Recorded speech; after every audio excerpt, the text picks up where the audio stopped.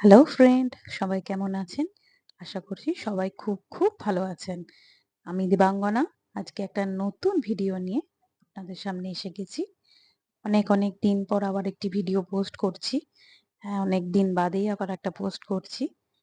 আজকে আমরা যাচ্ছি বেড়াতে কার্শিয়াং। আগের বছর আমরা গেছিলাম দার্জিলিং। এবারে কার্শিয়াং যাব ২ দিন আর ১ দিন দার্জিলিং। আমরা এসে গেছি শিয়ালদা স্টেশনে। রাতের ট্রেন পদাতিক এক্সপ্রেস। সেই ট্রেনে করে আমরা যাব নিউ জলপাইগুড়ি। এই আমাদের ট্রেন। স্টেশনে রাতের খাওয়া-দাওয়া সেরে নিয়ে আমরা ট্রেনে উঠে পড়লাম। পরের দিন একদম সকাল সকাল আমরা পৌঁছে গেলাম নিউ জলপাইগুড়ি। ট্রেন একদম রাইট টাইমে ছিল। একদম ঠিক সময়ে আমাদেরকে পৌঁছে দিল। সেখানে নেবে আমরা একটা গাড়ি বুক করলাম। গাড়ি বুক করে আমরা সাথে সাথে বেরিয়ে গেলাম কার্শিয়াং এর উদ্দেশ্যে। দার্জিলিং থেকে কার্শিয়াং এর ডিসটেন্সটা একটু কম। এনজেপি থেকে কার্শিয়াং যেতে প্রায় ২ ঘন্টা মতো সময় লাগলো। রাস্তা খুবই ভালো ছিল। পরিবেশও একদম মনোরম পরিবেশ।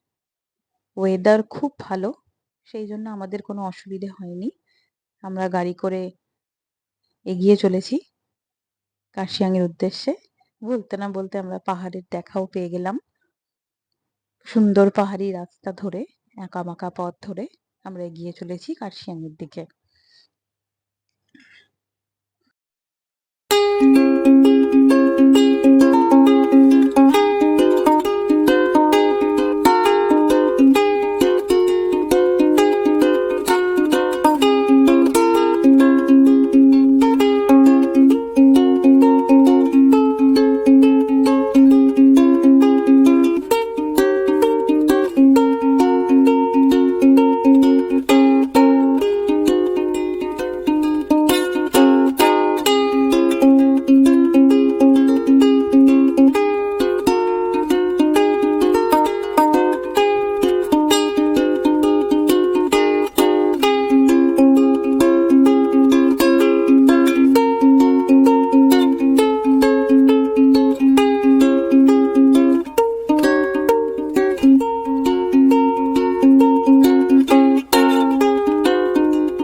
এরপর আমরা এখানে একটা রেস্টুরেন্টে গেলাম। কিছু হালকা খাওয়া-দাওয়া করলাম। বাচ্চাদেরও কিছু হালকা খাইয়ে দাইয়ে তারপরে কার্শিয়াং এর উদ্দেশ্যে রওনা দিলাম। এখান থেকে কার্শিয়াং এর ডিসটেন্স ছিল প্রায় ৪৫ মিনিট মতো।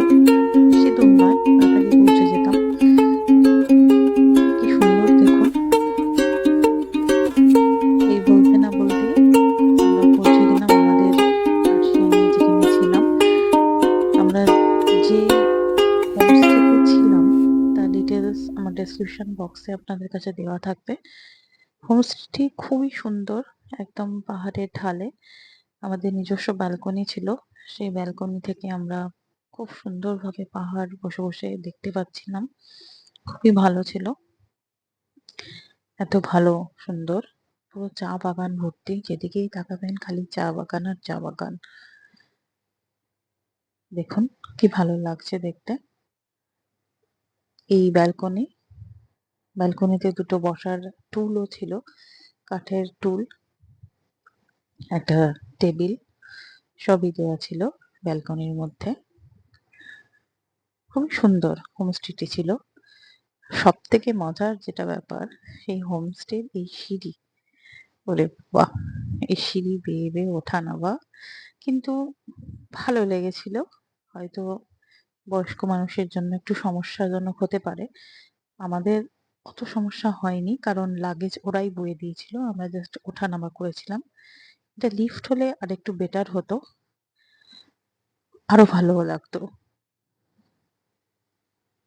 যাই হোক, আমাদের বেশ ভালোই লেগেছে এই হোমস্টেটি।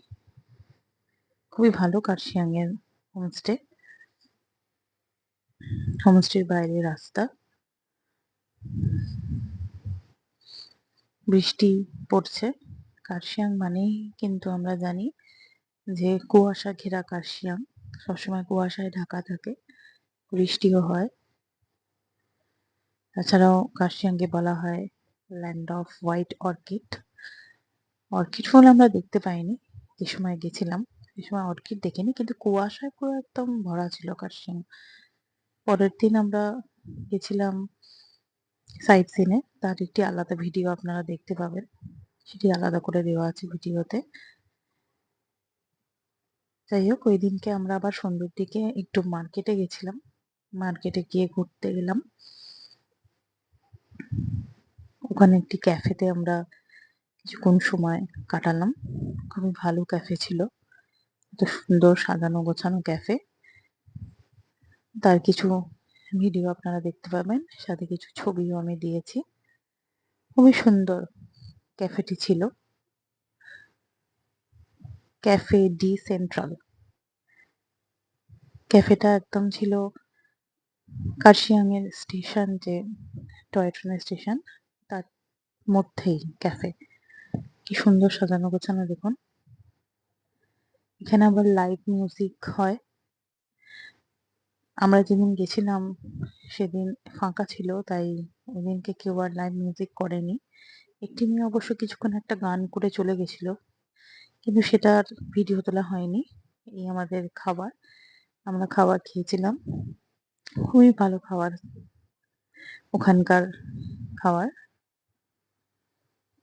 এছাড়া আরো কিছু ছবি এখানে তুলেছি, সেগুলো দেখতে পারবেন পরের ভিডিওতে।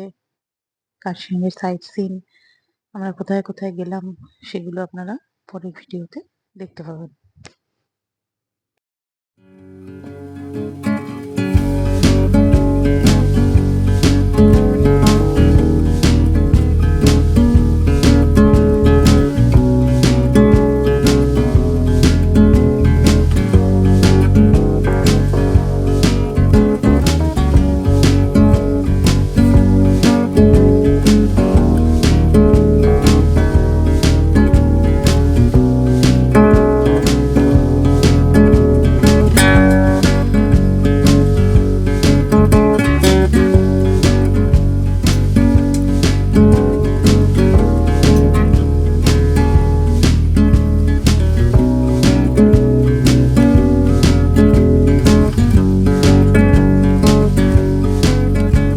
Thank you.